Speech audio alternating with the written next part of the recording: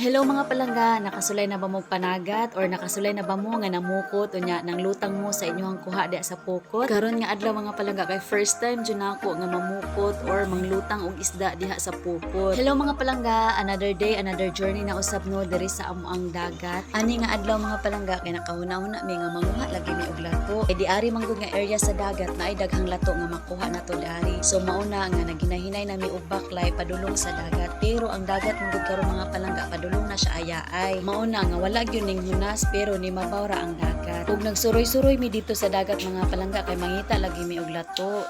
Unya gilaay na lang jud kog baklay-baklay wa gyud koy nakita nga lato mga palangga. Sumuto nga ning dunggo na lang ko sa daplin. Kinamang koy tawo dito mga palangga nya mangutana lagi kog ahadapita ang lato. Ug pag anhin ako sa daplin kana may usa ka pamilyahan nga nagbukad lagi sa ilahang pukot kay daghan kayong tuloy. So nangutana ko sa iya nga ti naa ba kay nakita dari nga lato ingon siya nga wala na daw. Kay napuon na tungod sa kadaghan sa manginhasa. Nya kanira pud sila mga palangga kay amo ara pud ning kaila kay pikas baryo ra man pud ni ilaha. Kibali silingan ra mi og baryo. Unya nahibulong jud kay ko kay nganong ang tuloy sa ilahang pukot dili man kato mga isda sa bato kani man hinuong isda nga gutob kay kini biyang klase sa isda kay murag sa lawod ra gyud nato ni makuha.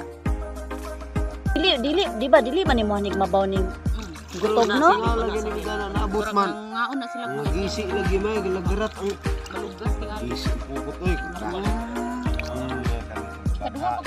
Ug bisan sila gani mga palangga kay nahibulong gyud kaayo kay nganong ingon ani ang natuloy nga isda nga kung sa ingon pa nila sa lawod ra gyud ni makuha. Murag makaingon ta nga tsamba or giswerte ba gyud kaha sila. Unya ni hangyo ko mga palangga nga pwede ba ko manglutang og isda bisag dili ko kabalo so ningon ra pud sila nga pwede ra man daw kuno kaayo. Ug grabiha man ay kalisod sa pagkuha aning isda mga palangga kay kung di ka kabalo mo pauyon sa pukot na di gyud makuha ang isda. Unya perti gyud ang lipayan lang ati ug kuya nga naa sila natuloy ngayon ani nga klase nga isda kay lapa maor ba gyud daw ni ilahang trabaho. Nahuman sila pananom dito sa bukid, modulog sila diri sa isda kay para manginhas o dili mamukot.